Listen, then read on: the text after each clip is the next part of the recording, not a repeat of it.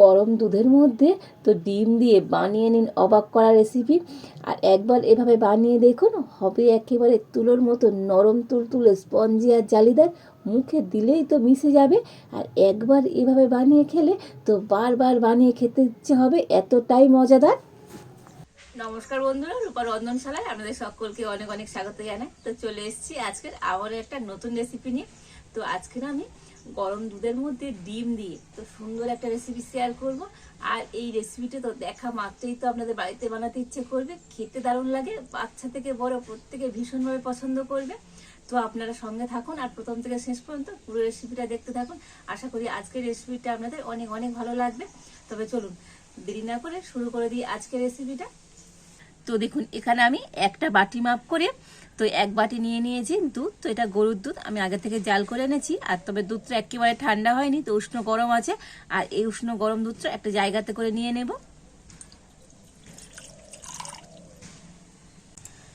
আর ওই দুধের মধ্যে দিয়ে দেব ডিম। তো এখানে আমি দেশি ডিম নিয়ে নিয়েছি দুটো।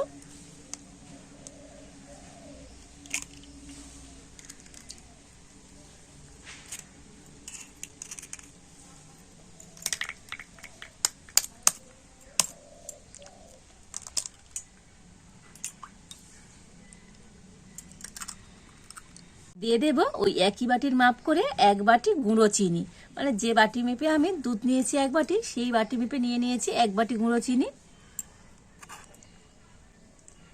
আর নিয়ে নিয়েছি এখানে ছোট এক বাটি সাদা তেল, তো 4 চামচ সাদা তেল আছে।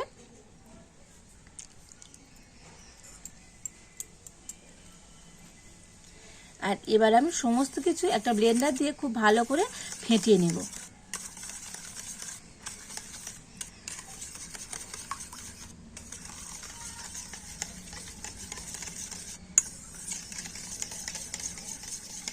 তো এখানে আমি গুঁড়ো চিনি নিয়েছি, তো আপনারা চাইলে গোটা চিনি দিতে পারেন।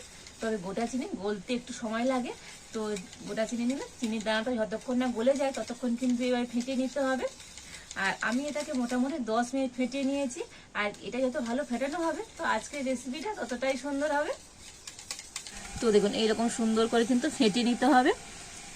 আর এবার আমি এর মধ্যে দিয়ে দেব ওই একই বাটির মাপ করে এক বাটি সুজি। দিয়ে দেব হাফ বাটি ময়দা।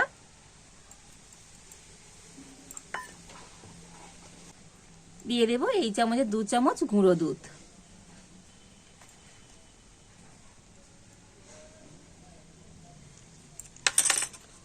তো আবার আমি ব্লেন্ডার দিয়ে সমস্ত কিছু খুব ভালো করে মিশিয়ে নেব।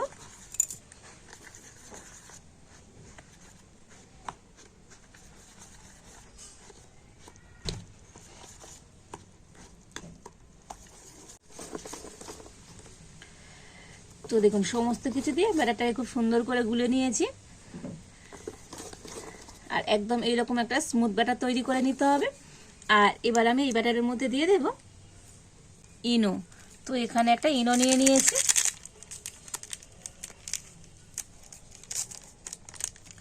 তো এই সম্পূর্ণ ইনোটা, মানে একটা প্যাকেট ইনো আমি দিয়ে দিচ্ছি।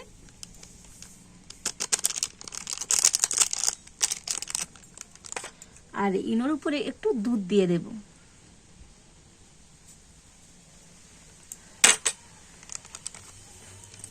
তো দেখুন ইনোর উপর দুধ দিলে ইনোটা কত সুন্দর ফেনা ফেনা হয়েছে, এতে করে রেসিপিটা খুবই সুন্দর হবে। আর এখানে আমি নিয়ে নিয়েছি ভ্যানিলা এসেন্স। তো এই ঢাকার এক ঢাকা দিয়ে দিচ্ছি, যেহেতু এখানে কাঁচা ডিম দেয়া আছে। আর এই ভ্যানিলা এসেন্স দিলে আর ডিমের আর গন্ধ থাকবে না। তো আপনাদের হাতের কাছে যদি ভ্যানিলা এসেন্স না থাকে তো আপনারা এলাচ গুঁড়োও দিতে পারেন। তো ইনো আর ভ্যানিলা এসেন্স দিয়ে আবারও আমি ব্যাটারটাকে সুন্দর করে ফেটিয়ে নেব।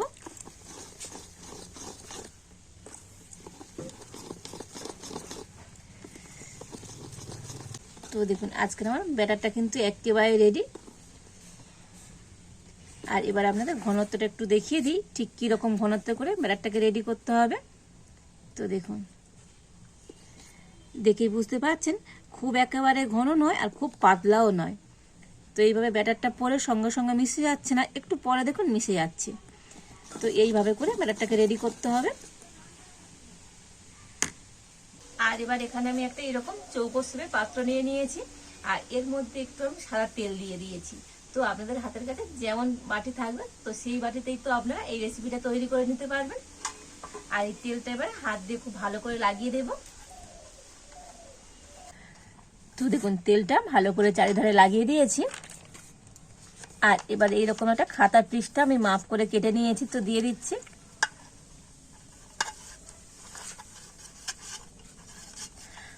আর এই সাদা পৃষ্ঠার উপর একটু তেল লাগিয়ে দিচ্ছি।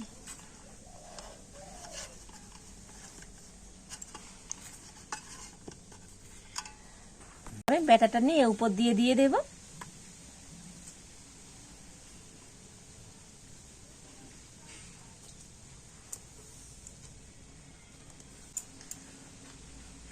আর এবার একটু এরকম ঠুকে নেব, মানে এরকম একটু ট্যাপ ট্যাপ করে নেবো, এতে করে ব্যাটারটা খুব সুন্দরভাবে সেট হয়ে যাবে। আর এবার আমি এদিকে উনুনটা জেলে আর উনানে একটা কড়া বসিয়ে দিয়েছি, আর কড়ার উপর একটা খাওয়ার একটা স্ট্যান্ডও বসিয়ে দিয়েছি। আর কড়াটা ভালো করে গরম করে নিয়েছি। আর এবার আমি এই ব্যাটার শুদ্ধ পাত্রটা নিয়ে স্ট্যান্ডের উপরে বসিয়ে দেব। আর এবার আমি ঢাকা দিয়ে দেব। আর এবার আমি পুরো 30 মিনিট এইভাবে জাল দেব, তবে জালটা খুব জোরে দেব না, মিডিয়াম জাল দিয়ে 30 মিনিট করে নেব। তো 30 মিনিট পর আপনাদের দেখাবো আজকের এই কেকটা কেমন হয়েছে। তো সামনে বড়দিন, আর বড়দিনে তো আপনারা কিন্তু খুব সহজেই বাড়িতে এইভাবে কেক তৈরি করে নিতে পারবেন। আর এইরকম কেক বাড়িতে তৈরি করতে পারলে দোকান থেকে কেক কিনে আনবার কোনো প্রয়োজনই হবে না। তো প্রায় আমি 25 মিনিট পর ঢাকা খুলে দেখে নেব। আর দেখুন কত সুন্দর হয়ে ফুলে গিয়েছে, তো অসম্ভব সুন্দর হয়েছে আজকের এই কেকটা, দুর্দান্ত লাগছে। তবে কেকটা ঠিকঠাক হয়েছে কিনা তো দেখে নিতে হবে। তো তার জন্য এখানে আমি একটা কাঠি নিয়ে নিয়েছি, তো এইভাবে কাঠি একটুখানি গেঁথে আর দেখে নেব। তো দেখুন কাঠির গায়ে তো একটুও ব্যাটার লেগে যায়নি, মানে আজকে আমার কেকটা একেবারে রেডি। আর এবার আমি নামিয়ে নেব। তো কেকটাকে নামিয়ে নিয়েছি, আর এবার আমি এই কেকটাকে একটু ঠান্ডা করে নেব। আর দেখুন কড়াতে একটু আমি জল দিয়ে দিয়েছিলাম, আর জলটা গরম হয়ে গিয়েছে। আর এখানে বাটিতে আমি একটু চকলেট ছোটো ছোটো করে টুকরো করে কেটে নিয়েছি। আর এই চকলেটটা এবার আমি গলিয়ে নেব। তো গরম জলের মধ্যে বাটি রেখে আর এইভাবে চকলেটটা কিন্তু সুন্দরভাবে গলিয়ে নেওয়া যায়।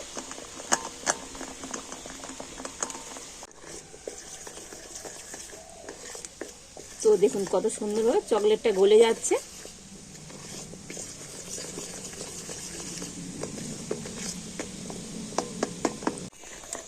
তো দেখুন চকলেটটা কিন্তু খুব সুন্দরভাবে গলিয়ে নিয়েছি। আর এবার আমি চকলেটটা নামিয়ে নেব। আর এবারে কেকটা তো একটু ঠান্ডা করে নিয়েছি, আর কেকটা এবার আমি তুলে নেব। তো একটা প্লেটের মধ্যে এটা ধরে উল্টে দেব। তো দেখুন কত সুন্দরভাবে কেকটা ছেড়ে এলো। আর ঠান্ডা হলে তো কেক কিন্তু খুব সুন্দর কেক টিন থেকে ছেড়ে যাবে।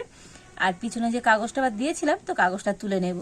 আর কাগজটাও দেখুন কত সুন্দরভাবে উঠে যাচ্ছে, কত সুন্দর হয়েছে আজকের এই সুজির কেকটা, অসম্ভব সুন্দর হয়েছে। আর কতটা ফুলেছে দেখুন। আর এবারে কেকটাকে আমি একটু সাজিয়ে নেব। ছুরি নিয়ে কেকটা এই উপরটা একটু সমান করে আমি কেটে নেব।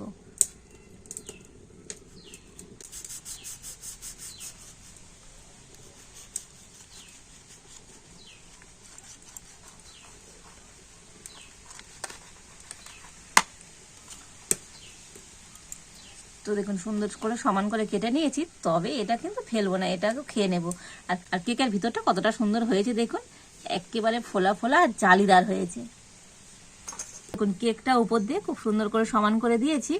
আর এবার এখানে একটু আমি চিনির জল করে নিয়েছি, মানে চিনি জল দিয়ে গুলে নিয়েছি। আর এই জলটা এবার আমি কেকের উপরটাই দিয়ে দেব প্রথমে।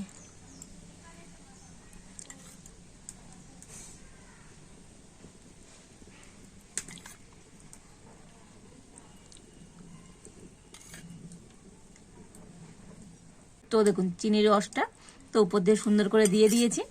আর এবার আমি যে চকলেটটা গলিয়ে রেখেছিলাম তো এই চকলেটটা এবার উপর দিয়ে দিয়ে দেব।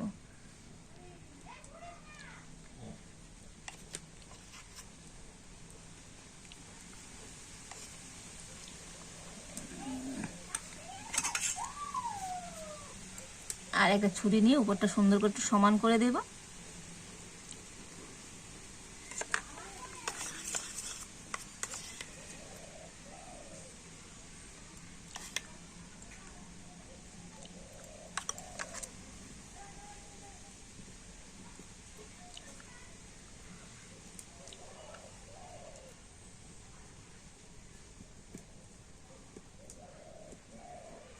তো দেখুন চকলেটটা দিয়ে উপর দিয়ে খুব সুন্দর করে আমি সমান করে দিয়েছি।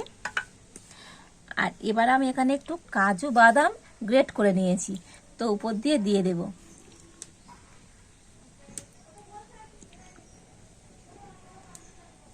এইভাবে করে দিলে কেকটা যেমন দেখতে সুন্দর লাগবে, খেতেও দারুণ হয়।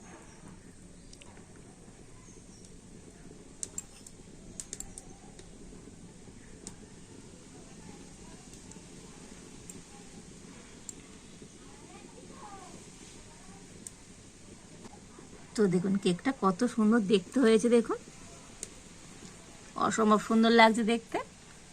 আর এবারে আবার আমি ছুরি নিয়ে নিয়েছি, আর ছুরি দিয়ে এটাকে আমি ছোট ছোট পিস করে কেটে নেব।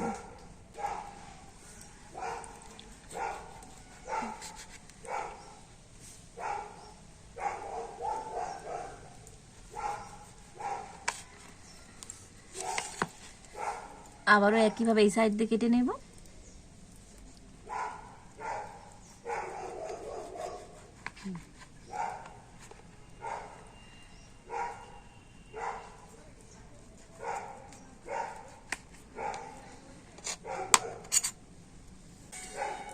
তো দেখুন কেকগুলোকে ছোট ছোট পিস করে কেটে নিয়েছি, আর কত সুন্দর দেখতে হয়েছে আজকের এই কেকগুলো,